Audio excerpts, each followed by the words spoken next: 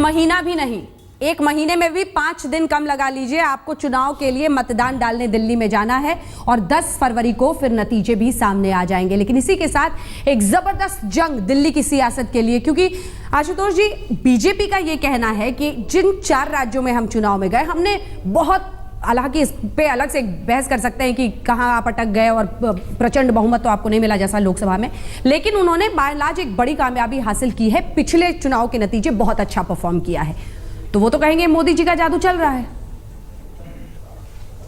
देखिए, मैं आपके सवाल का जवाब देने के पहले मैं श्रीकांत जी के उन सवाल का जवाब दे दूं जो उन्होंने कहा था। उन्होंने कहा था दिल्ली कैंटोनमेंट का उन्होंने हिस्सा दिया। वो शायद इस बात को भूल गए कि बनारस के अंदर आज जो कैंटोनमेंट के इलेक्शन हुए हैं उसमें 7 की 7 सीटें जो हैं वो बीजेपी हार गई, और वहां उनको शायद जानकारी नहीं होगी कि नरेंद्र मोदी जी खुद बनारस के मेंबर ऑफ पार्लियामेंट हैं, उनको ये जानकारी मैं बीजेपी को दे देना चाहता हूं। दूसरी बात, उन्होंने कहा है कि विश्वासघाती है आम आदमी पार्टी। मैं उनका ध्यान दिलाना चाहता हूं, पिछले विधानसभा चुनाव के दौरान दिल्ली में बीजेपी ने कहा था 30% बिजली के दाम कम करेंगे। पिछले 7 महीने से दिल्ली के अंदर बीजेपी की सरकार है, प्रॉक्सी चल रही है। बिजली के दाम 30% कम करने की तुलना में 15% बिजली के दाम बढ़ा दिए गए।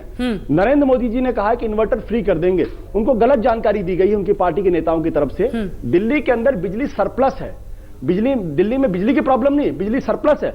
मोदी जी दरअसल गरीबों का मजाक उड़ाते हुए कहते हैं कि दिल्ली के अंदर बिजली जो है वो सस्ती बिजली कोई मुद्दा नहीं है। अरे दिल्ली के अंदर सस्ती प्राइसिंग एक बहुत बड़ा इश्यू है, क्योंकि जो बिजली की कंपनियां हैं वो बीजेपी कांग्रेस के साथ मिलकर दिल्ली वालों को लूट रही है, उसको कम करने का काम करेंगे। जो आपने सवाल उठाया है, मैं आपको एक बात बता दूं कि 10 जनवरी को जो रैली हुई है, उस रैली में बीजेपी के बड़े नेता बड़ी बड़ी डींगे आ रहे थे। लाखों लोग आएंगे, रामलीला मैदान भर जाएगा। 10,000 से ज्यादा लोग वहां इकट्ठे नहीं हुए। और अरविंद केजरीवाल नाम के मफलर मैन का सामना करने के लिए 3 मुख्यमंत्री, 1 प्रधानमंत्री, पार्टी के अध्यक्ष, 300 मेंबर ऑफ पार्लियामेंट, 2700 बसें लाने का काम किया। अरे भाई, अरविंद केजरीवाल से इतना क्यों डरते? इतनी बड़ी सेना लाने की जरूरत नहीं है। 5 फुट 2 इंच का आदमी है, बहुत ही मृदुभाषी है, उससे डरने की जरूरत नहीं है।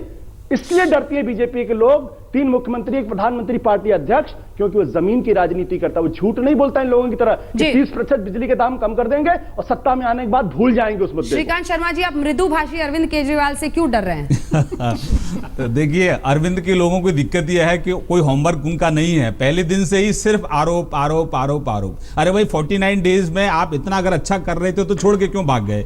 आपने कहा कांग्रेस का भ्रष्टाचार बहुत बड़ा भ्रष्टाचार है, लड़ाई लड़ेंगे, उसी कांग्रेस की गोदी में जाकर आप बैठ गए। तो आप सुबह कुछ और बोलते हैं, दोपहर को कुछ और बोलते हैं, रात को कुछ और बोलते हैं, कल आप क्या करेंगे इसका स्वयं आपको नहीं पता है। आप भी कंफ्यूज हैं और आपका जो मातृ संगठन है कांग्रेस पार्टी वो भी कंफ्यूज है। इसलिए जनता लगातार आपको नकार रही है और जनता उन पर भरोसा कर रही है जो जनता के जुड़े हुए मुद्दों पर काम कर रहे हैं। बिजली, पानी, बेरोजगारी, हॉस्पिटल्स, महंगाई, ये तमाम ऐसे मुद्दे हैं जो हमारी सरकारें राज्यों में अच्छा काम कर रही हैं। केंद्र में हमारी सरकार अच्छा काम कर रही है, तो जनता अब सुशासन चाहती है, जनता विकास चाहती है और एक ऐसी सरकार चाहती है दिल्ली में जो केंद्र की सरकार के साथ कदम से कदम मिलाकर चले और दिल्ली का चहुमुखी विकास हो। वो भाजपा ही सरकार बनाएगी अपनी, और कमल पर लोग अपना बटन दबाएंगे, पूर्ण बहुमत से हमारी सरकार बनेगी। आशुतोष जी, देखिए, श्रीकांत जी को दरअसल थोड़ा होमवर्क उन्होंने अच्छा नहीं किया। मैं इनको बता दूं कि मेक इन इंडिया का नारा नरेंद्र मोदी ने दिया। मैन्युफैक्चरिंग सेक्टर जिसके बारे में बीजेपी कहते 25% करके आएंगे, 2% पर है, 2% है। यह हालत तब जब इंस्पेक्टर राज हुआ करता था, तब भी ऑन एन एवरेज 3 से 4% था। मैन्युफैक्चरिंग सेक्टर का भट्ठा बिठा दिया नरेंद्र मोदी की सरकार ने। किसानों के साथ इन्होंने इतना बड़ा जुल्म किया है कि जो किसानों की मर्जी से जमीन ली जाती थी, आज कहते तुम्हारी जमीन ले लेंगे और तुमको बोलने का हक नहीं है। इन्होंने आउटर दिल्ली के साथ, किसानों के साथ, दिल्ली देहात के साथ जो इन्होंने, एक तरीके से, मैं गलत शब्द का इस्तेमाल नहीं करना चाहता, लेकिन अन्याय इन्होंने किया है, उसका भी हिसाब दिल्ली के लोग जानते हैं। तीसरी बात, ये नहीं बता रहे कि दिल्ली के प्रति इनका एजेंडा क्या है, इनका मुख्यमंत्री कौन है। मैं इनको चुनौती देता हूं कि नरेंद्र मोदी की बात छोड़ो, पहले ये बताओ दिल्ली में तुम्हारा मुख्यमंत्री कौन है। 1993 में तुम्हारे पास मदनलाल खुराना था। 1993 में नहीं, हाँ, 1993 में मदनलाल खुराना को बनाया आपने, 1998 में सुषमा स्वराज को बनाया, 2003 में साहिब सिंह वर्मा की बात की, 2008 में आपने विजय कुमार मल्होत्रा की बात की, 2013 में डॉक्टर हर्षवर्धन की बात की, 2015 में आपको क्यों साथ दिया, इसका जवाब दो। क्योंकि आज आपके पास ऐसे लोग हैं ऐसे लोग हैं जिनके पास नेतृत्व की क्षमता नहीं है। और 10 जनवरी की रैली के बाद नरेंद्र मोदी ने बुला के जिस तरीके से दिल्ली के बीजेपी के नेताओं को झाड़ पिलाई है, कहा कि गुटबाजी बंद करो, तुम लोग आपस में लड़ना बंद करो, एक दूसरे की कच्चा चिट्ठा खोलना बंद करो।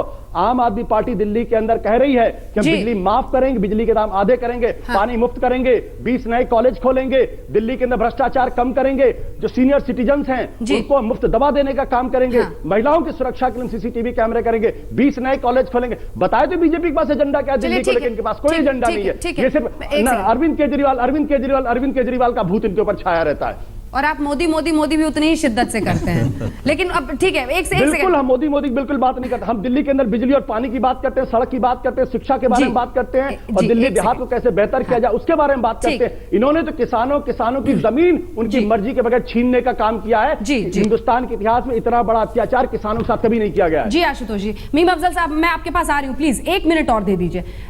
श्रीकांत शर्मा जी, 5 नाम, चूंकि नाम पर चेहरे पर वो इतनी चुनौती दे रहे हैं, 5 चेहरे गिना दीजिए जो दिल्ली में नेतृत्व की क्षमता रखते हैं, जिसमें दिल्ली वाला ये सोचे कि हाँ मुझे अपना नेता इसमें दिखता है।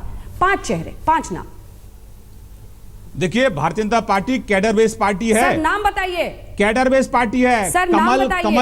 कमल का जो निशान है ना, उसमें करोड़ों चेहरे छुपे हुए हैं। कोई किसी का नाम नहीं लेगा। करोड़ों चेहरे छुपे हुए हैं। जिस भी व्यक्ति पर भारतीय जनता पार्टी का कार्यकर्ता जो भी नेतृत्व जिम्मेदारी देगा, वो कमल की तरह खेलेगा। और यहाँ नहीं है, सभी राज्यों में, जिन राज्यों में हमको मौका मिलता है, महाराष्ट्र देख लीजिए, मध्य प्रदेश देख लीजिए। कौन था? अरे आपको तो नैतिक अधिकार नहीं है, मुख्यमंत्री पद का उम्मीदवार था। आपको मोरल राइट नहीं है सवाल पूछने का। 2003 में था, आपको मोरल राइट नहीं है, आपने तो स्टिकर भी छपा लिए। आप तो ऐसे ही होता है जो पहले से ही तय कर लेते हैं कि किसके साथ आपको चुनाव में जाना है। बताइए ना, कौन है? जगदीश मुखी बनाएंगे, सतीश उपाध्याय करेंगे, रमेश बिधूड़ी करेंगे, कौन करेंगे? किसको बनाएंगे? नाम बताइए भैया, आप नाम बताइए। आपका मुख्यमंत्री का नाम नहीं पूछ रहे। आप लोकसभा चुनाव के अंदर जाते हैं तो कहते हैं आपके पास नरेंद्र मोदी जैसा नेता है। आज कंटोनमेंट में दिल्ली वालों है, बुरी हार हुई है आपकी। दिल्ली वालों विधानसभा में भी ऐसे ही बुरी हार होगी। आप बिना लड़के की शादी देखे, संयम रखिए। लड़के के जनादेश पे लाए, इतना फ्रस्ट्रेशन में क्यों आ रहे हैं आप?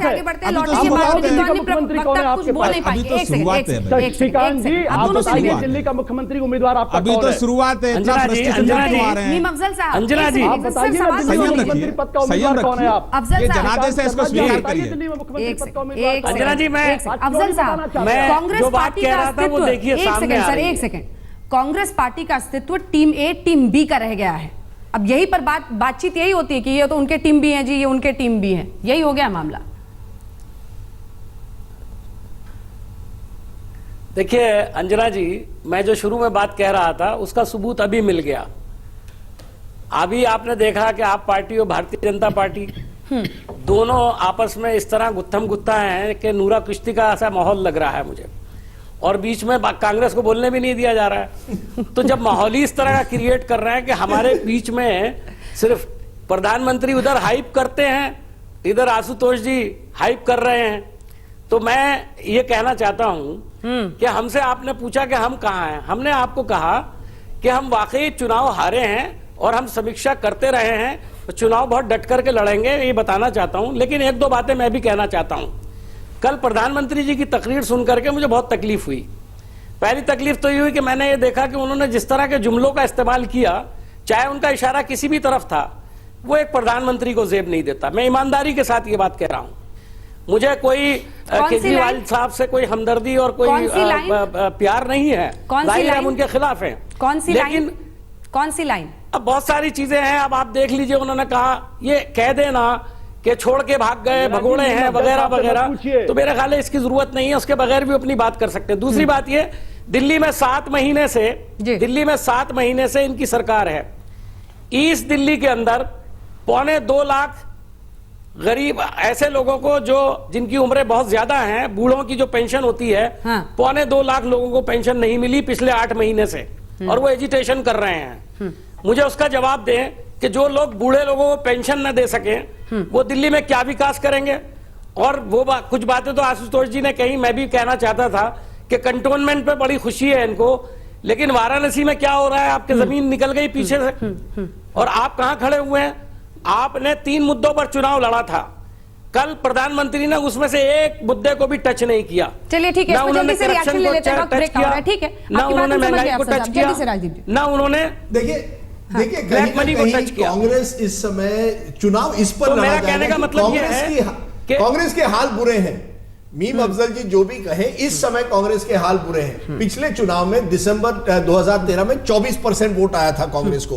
अगर वो वोट 20% से नीचे गिरता है तो वो वोट किस तरफ जाएगा, ये चुनाव में सबसे बड़ी बात है। क्योंकि इस समय 30 और 35% के बीच ये दो बड़ी पार्टियां चल रही है, लेकिन जैसे ही कांग्रेस का वोट घटता जाता है, वो वोट किस तरफ फायदा किधर जाएगा, जाता है? वो मुझे लगता है सबसे बड़ा फैक्टर बनेगा। अगर ये डायरेक्ट कॉन्टेस्ट हुआ, आप एक तरफ और बीजेपी दूसरी तरफ और कांग्रेस बिल्कुल खत्म हो जाती है, फिर मुझे लगता है चुनाव और भी रोमांचक होगा। लेकिन अगर कांग्रेस अपना वोट बनाए रखती है तो आम आदमी पार्टी को नुकसान पहुंच सकता है, क्योंकि जैसे हमने देखा है एंटी मोदी वोट जो है वो और डिवाइड हो जाएगा, या एंटी बीजेपी वोट। देखिए 24% से 15% वो आ चुका है। हाँ, और इस बार के इलेक्शन में BSP, Janata Dal you, RJD, Sapa, इस तरह के जो राजनीतिक दल हैं जो कुछ एक पॉकेट्स में कुछ वोट पाते थे, वो भी इस बार शायद वो गुंजाइश नहीं रहेगी। तो मुझे लगता है कि काफी polarized within the court ये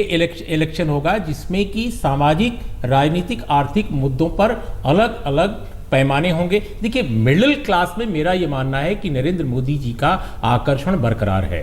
वो, मैं ये नहीं मानता कि दिल्ली का महानगरीय जो एक मध्य वर्गीय है उसमें मोहभंग का शिकार हो गया है, नो, ऐसा नहीं है। लेकिन लोअर मिडिल क्लास का एक बड़ा तबका बेहद नाखुश है। उसको लगता है कि जो उसे मिलना चाहिए था अभी तक नहीं मिला। 19.5 लाख कुल जनधन योजना के तहत खाते दिल्ली में खुले हैं। हाँ। लेकिन लोगों को यह नहीं मालूम कि इन खातों के बाद क्या होगा। हाँ। सिलेंडर 420 रुपए के आसपास बिक रहा है। ये साधारण आदमी की कहानी मैं कह रहा हूं। हाँ। जो दलित है, जो ओबीसी का निचला तबका है, गरीब तबका, उसमें अगर देखिए तो इस सरकार में ऐसा कोई आकर्षण नहीं दिखता। अब जैसे कहा जा रहा है कि बिजली में इतनी कंपनियां आ जाएंगी कि आप चाहेंगे तो वोडाफोन, एयरटेल की तरह जहां चाहे वहां चले जाइएगा। लेकिन साहब यहां तो सस्ती बिजली चाहिए, सस्ता पानी चाहिए, और पानी सबको चाहिए, पीने लायक पानी चाहिए। आप जाकर लोग, एक्चुअली क्या होता है कि दिल्ली के मिडिल क्लास के लोग जो है उनको वाकई दिल्ली की हकीकत नहीं मालूम कि दिल्ली के गरीब तबकों में पानी कैसा मिल रहा है, वहां बिजली का क्या हाल है, स्कूल क्या क्या हाल है,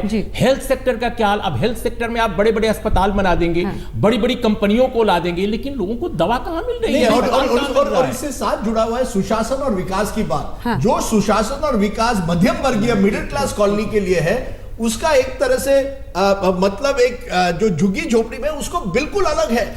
हम लोग इस प्रोग्राम में श्रीकांत जी और आशुतोष जी विकास की बात करते हैं, सुशासन की बात करते हैं। जो गरीब व्यक्ति है उसके लिए सुशासन, उसकी परिभाषा बिल्कुल अलग है, और जो मिडिल क्लास कॉलोनी में है उसके लिए अलग है। इस समय मुझे लगता है बीजेपी ने अपना टारगेट मिडिल क्लास दिल्ली किया है, झुग्गी झोपड़ियों को नहीं किया है, और इसका उनको नुकसान भी हो सकता है। ठीक है, इसी पर एक ब्रेक ले रहे हैं, लेकिन लौटते ही संजय जी के पास चलेंगे, क्योंकि उन्होंने ही बुनियाद इस पूरी बहस की यहां पर रखी कि जब इन्वर्टर फ्री वो कहते हैं तो शायद सिर्फ मिडिल क्लास को बीजेपी टारगेट कर रही है, लेकिन लोअर मिडिल और जो गरीब है, जो झुग्गी वाला है, आम आदमी पार्टी के बारे में कहा जाता है, उसको आकर्षित करने में वो क्या बीजेपी भूल कर रही है जो वो इन्वर्टर फ्री जैसे स्लोगन्स देती है?